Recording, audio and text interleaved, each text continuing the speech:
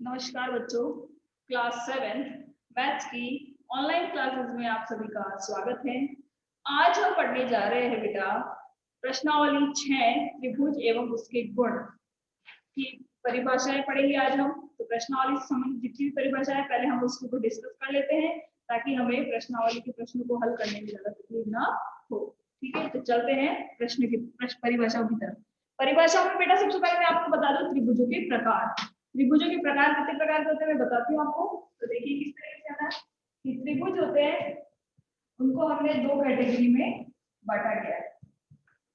त्रिभुजों के प्रकार, ठीक है, इसकी दो कैटेगरी बना दी हमने बेटा, इस तरीके से बांट दिया मैंने। ठीक है, अब है ना पहला पॉइंट है कि भुजाओं के आधार पर त्रिभुजों को अलग अलग भागों में बांटा गया है बेटा, भुजाओं के आधार पर। और कोणों के आधार पर भी त्रिभुजों को अलग अलग भागों में बांटा गया है। ठीक है, तो लिखेंगे कोणों के आधार पर, कोणों के आधार समझ में आ गया। भुजाओं के आधार पे और कोणों के आधार पे हमने त्रिभुजों को अलग अलग भागों में बांट दिया है। अब भुजाओं के आधार पे कौन कौन से देखिएगा। पहला है विषमबाहु, विषमबाहु त्रिभुज। ठीक है, दूसरा है समद्विबाहु त्रिभुज। ठीक है, नाम से ही पता चल जाएगा बेटा आपको। और ये परिभाषा आपने सारी 6th क्लास में पढ़ चुके हैं, तो अभी आपका अच्छा से रिकॉल हो जाएगा, है ना।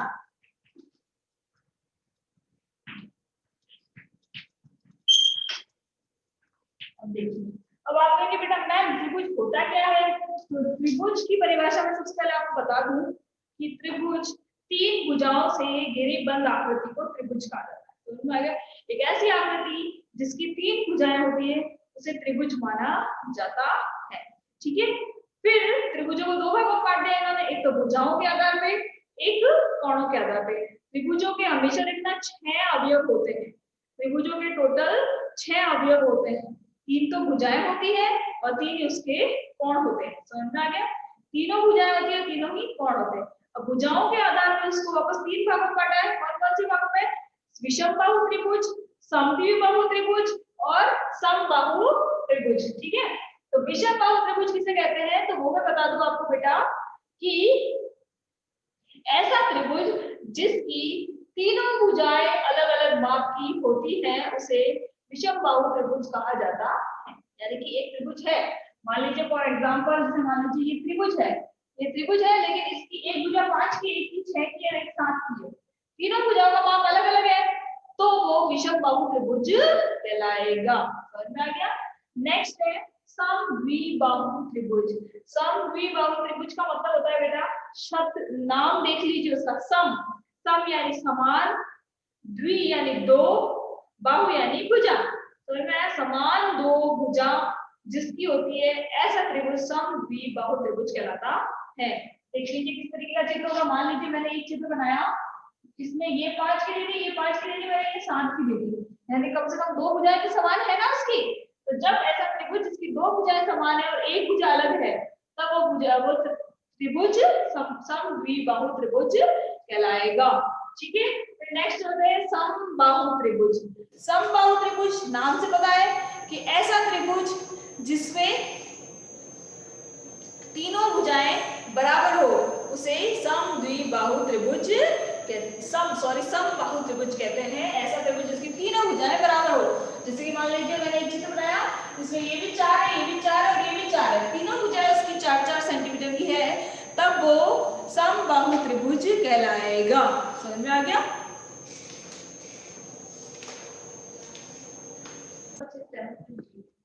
हाँ तो बेटा अब नेक्स्ट देखते हैं कोणों के आधार पर।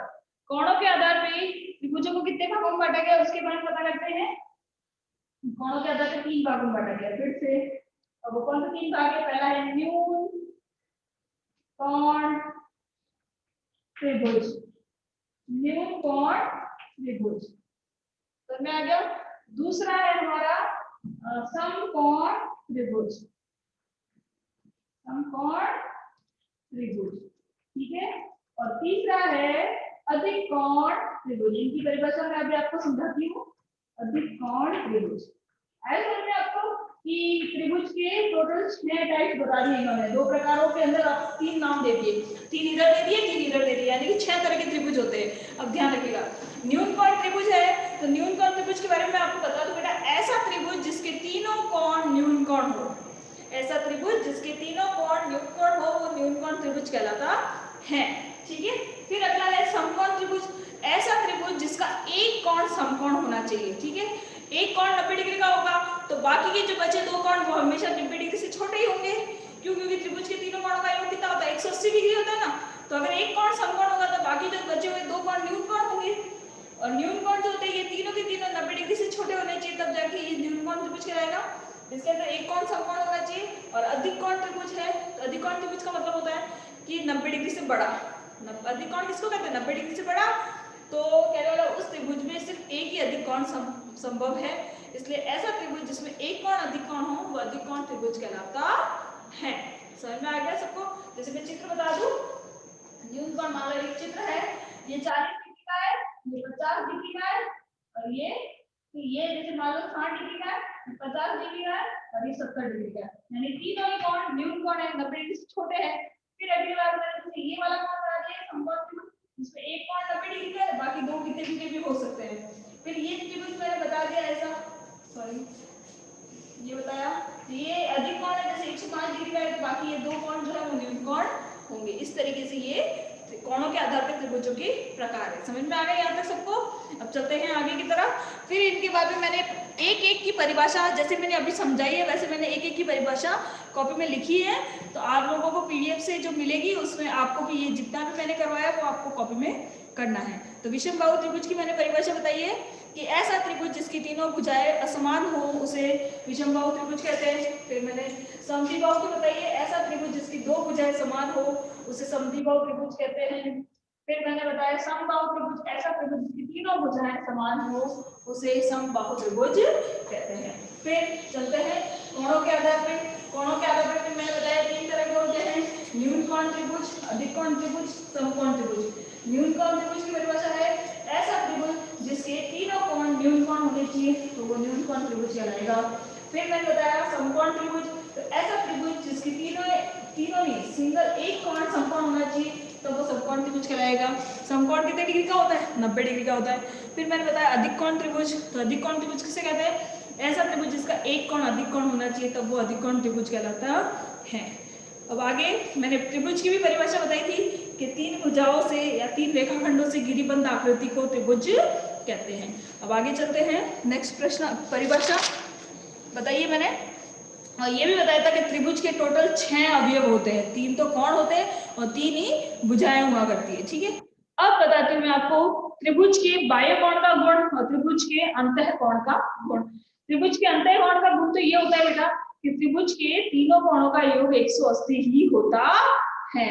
ये हमेशा याद रखिएगा, त्रिभुज के तीनों कोणों का योग 180 डिग्री होता है। समझ में आ गया? और त्रिभुज के बाह्य कोण का गुण होता है कि त्रिभुज के बाह्य कोण गुण, बाह्य कोण का ये गुण होता है, इस गुण के ऊपर पूरी प्रश्नावली है बेटा, पूरी एक जो 6.2 प्रश्नावली पूरी इस त्रिभुज इस गुण के ऊपर डिपेंड करती है, इसलिए आपको ये गुण अच्छे से समझ में आना चाहिए, ठीक है।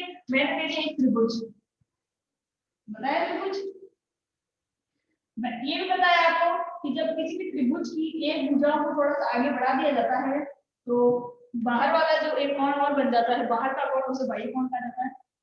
ये मान लीजिए, ठीक है, ये मान लीजिए और ये मान, ठीक है। त्रिभुज की टोटल कितने 3 कोण होते हैं, तो जो बाह्य कोण होता है वो नहीं उसके साथ में जुड़ा हुआ, मतलब बाह्य कोण के साथ में जुड़ा हुआ कोण नहीं, बाह्य कोण के 2 सम्मुख कोण ये माने जाएंगे, बाह्य कोण के 2 सम्मुख कोण ये वाले माने जाएंगे। मान लीजिए मैंने इसको दे दिया है 60 डिग्री और इसको दे दिया है 70 डिग्री, ठीक है।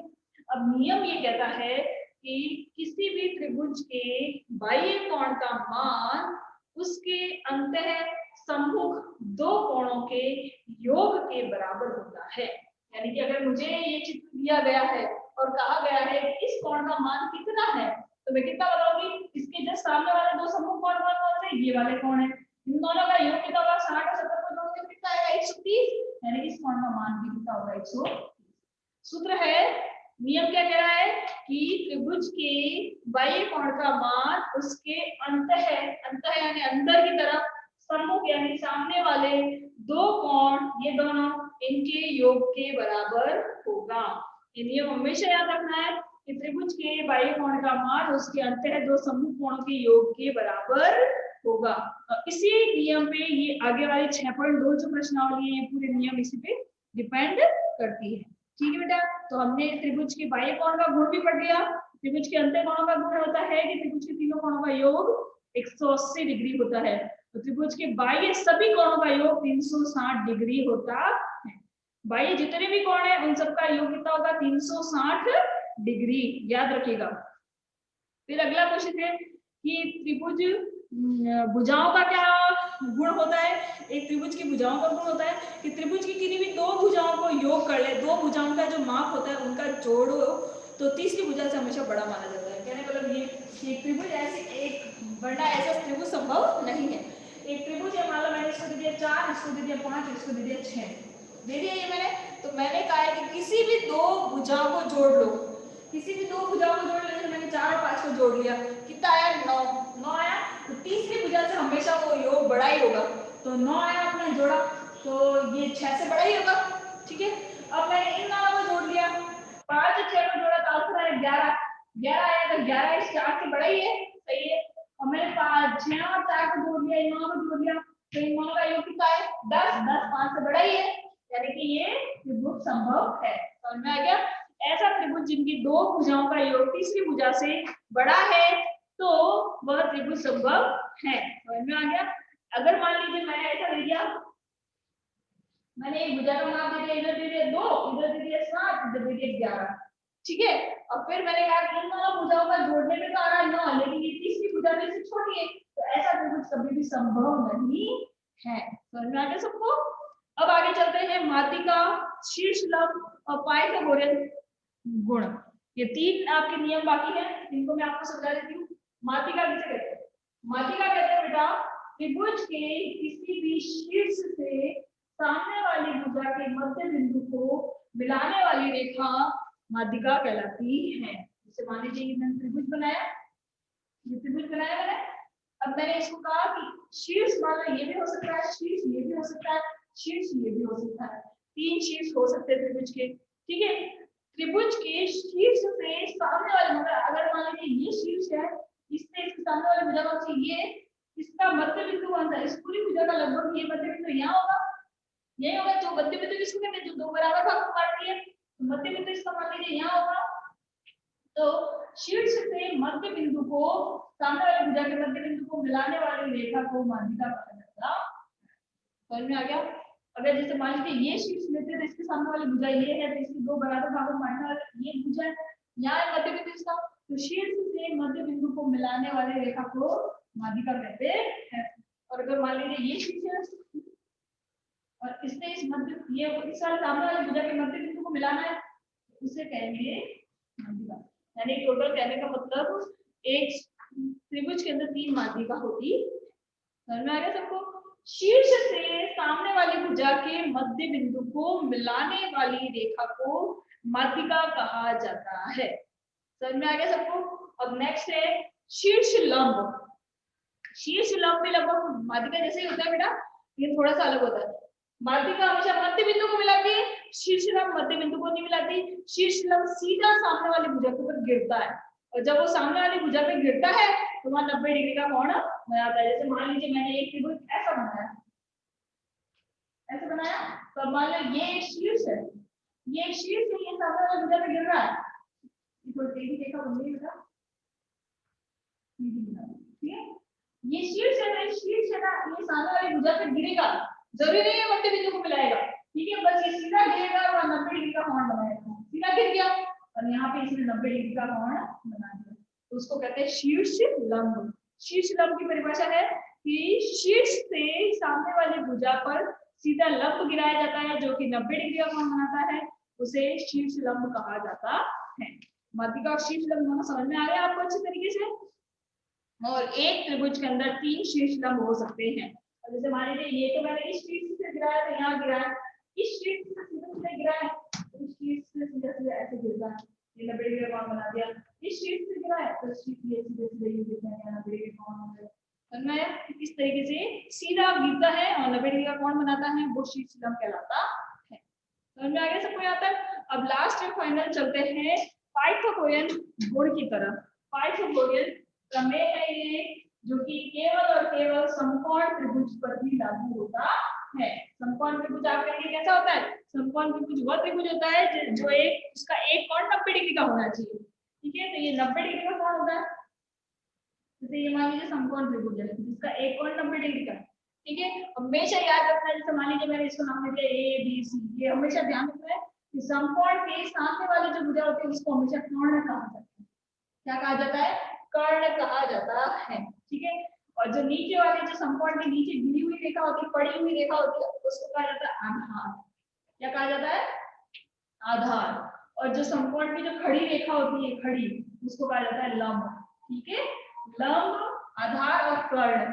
और समकोण त्रिभुज की सारी भुजाएं समझ में आ गई।